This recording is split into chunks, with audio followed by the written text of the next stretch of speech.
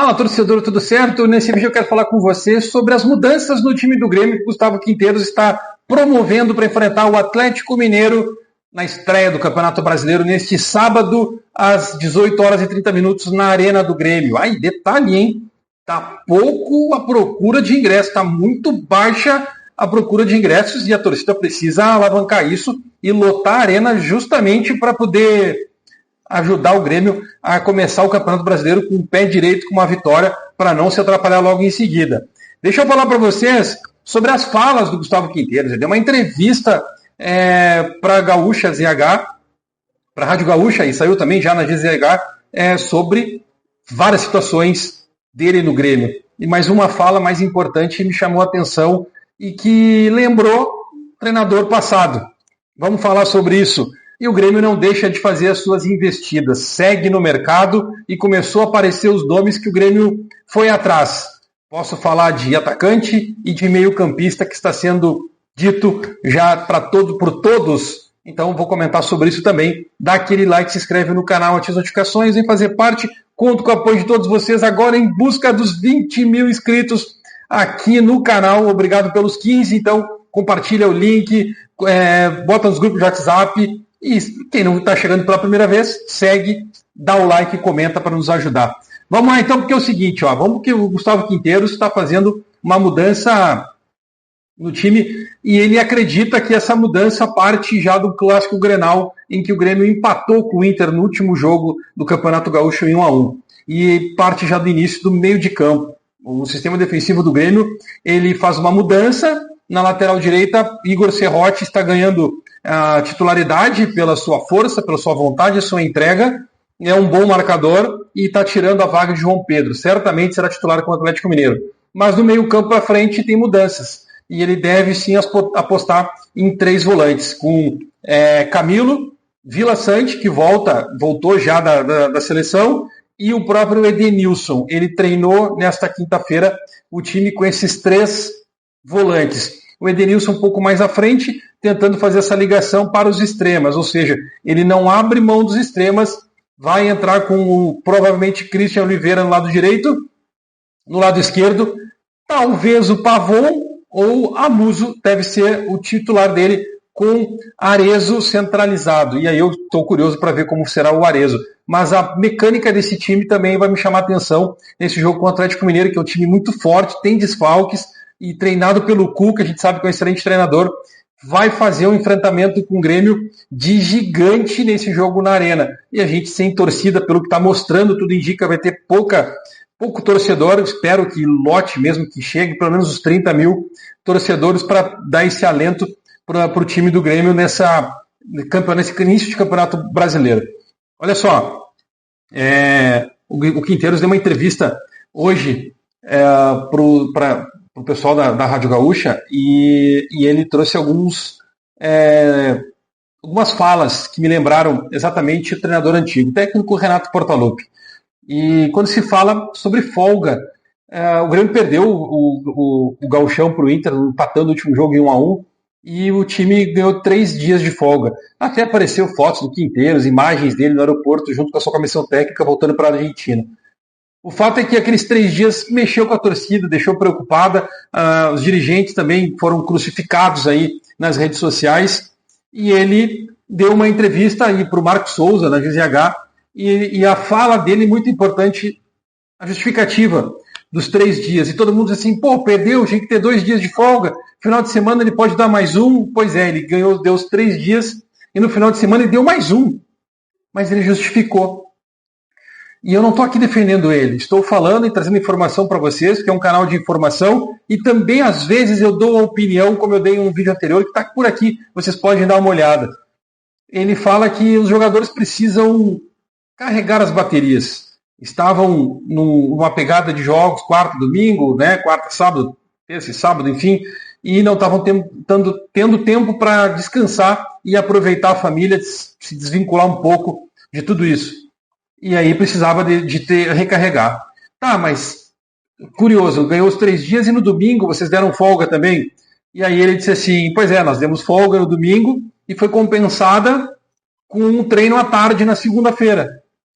E aí eu já entro num outro detalhe. A justificativa dele é de uma informação que circulou para nós, para vários repórteres, de que o Grêmio passaria a semana treinando em 2 turnos. Teria treinos em 2 turnos a partir da segunda-feira. Mas o fato é que o próprio Quinteiros falou numa coletiva que treinaria na outra semana, faria treinos em 2 turnos. Mas não falou que seriam 3, 4, 5 dias e nem quantos dias seriam.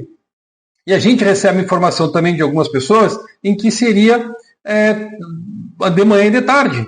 E foi divulgado, todo mundo falou. Eu repercuti isso também, achei isso sensacional. Mas na verdade era na segunda-feira para compensar o domingo. Ou seja, o Grêmio segue trabalhando num turno só, muito pegado, com trabalhos intensos de preparação física, com toque de bola, com passes, coisas que a gente fazia na escolinha, de passe um para o outro para não errar, trabalhar passe em velocidade, raciocínio rápido, exatamente para os jogadores começarem a entender o que o Gustavo Quinteiros pensa. E ele também trabalha muito a questão de vídeos, né, mostrando muito para os jogadores para poder ajustar isso. Portanto, ele justifica que as folgas, porque precisavam desopilar, precisavam ter esse tempo aí, ele coloca. Inclusive, tem uma fala dele que foi colocada, ele disse assim, abre aspas, o descanso foi recuperado num treino em 2 turnos. Um treino, porque na segunda, ou seja, só tiveram 3 dias livres. Acho que são muito necessários, porque em abril e maio não terão nenhum dia. Me parece que não haverá nenhum dia livre totalmente, para que eles possam estar todo esse dia livre com a família, com os seus filhos e com a gente que sempre compartilha. Pois é, ele deixa muito claro que o Grêmio tem uma sequência de jogos muito pesada. São 19 jogos em 64 dias. Quase que um jogo a cada 3 dias. Então, é essa a justificativa dele. Vamos lá para os jogadores que o Grêmio está buscando. O mercado da bola. O Grêmio está forte no mercado da bola e parece que não vazou nada. Vazou só depois que as coisas já foram negadas. Por exemplo, o Enio do Juventude. Eu fiquei curioso que o Grêmio foi atrás do Enio do Juventude. O Eduardo Gabardo já trouxe a informação a respeito.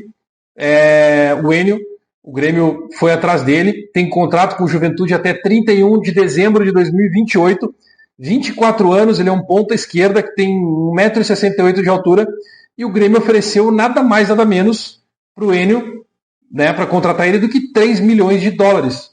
O Juventude gastou pouca coisa, mais do que 1.200.000 reais. O Grêmio ofereceu 17 milhões. Os caras não quiseram por 50% dos direitos. O Grêmio está tentando chegar num próximo valor para tentar retirar o Enio do Juventude. Curioso, tá? Estou curioso por essa investida em cima do Enio. Pedido do técnico Gustavo Quinteiros naquele lance, que bateu no jogador e tal, enfim. Significa que o Aravena não está tão bem assim. Já voltou criticado da seleção por ter perdido um gol importante, um momento que ele teve cara a cara com o goleiro e não conseguiu fazer. Fez uma jogada sensacional e na hora de finalizar ele perdeu. Isso foi muito criticado e no segundo jogo ele nem jogou, justamente por conta disso. O Gareca, que é o treinador da seleção chilena, deixou ele no banco. E o outro jogador que o Grêmio procurou foi atrás, foi o Diego Pituca, do Santos, formação do Diogo Rossi. O Grêmio ofereceu, procurou saber a respeito, na verdade, levantou informações, e o Santos pede cerca de 10 milhões de reais para o jogador de 32 anos. O Diego Pituca é um meio campo central. É um cara que joga mais centralizado. Ele faz a função de volante e também de meio armador, mas ele é o cara que fica ali próximo do grande círculo, entendeu? E aí o Grêmio é aquele volante ali que faz essas duas funções. O camisa 8 que sabe sair jogando. Para quem quer saber como que ele joga, mais ou menos tipo o Maicon, assim, quando surgiu no Grêmio, que é o mais recente, é um jogador como o Mateuzinho, que é volante e sai para o jogo, é esse jogador, só que ele tem 32 anos. E o Diogo Rossi diz que é 10 milhões ou troca por jogador. Ou seja, o Santos está querendo se desfazer do jogador de 1,78 m de alguma forma. Me chamou a atenção. Eu gostaria, achei interessante o jogador, mas o Grêmio tem um jogador de qualidade que sabe sair para o jogo, que é o Cuejar. Ele é um primeiro volante sensacional, mas ele também sabe sair para o jogo. Ele fazia isso quando estava no Flamengo. Ele tinha essa característica. o quanto vai precisar fazer isso, que é o que precisa ser pensado. E hoje o Gustavo Quinteiro está usando o Edenilson para fazer isso, numa função de 3 homens de meio campo.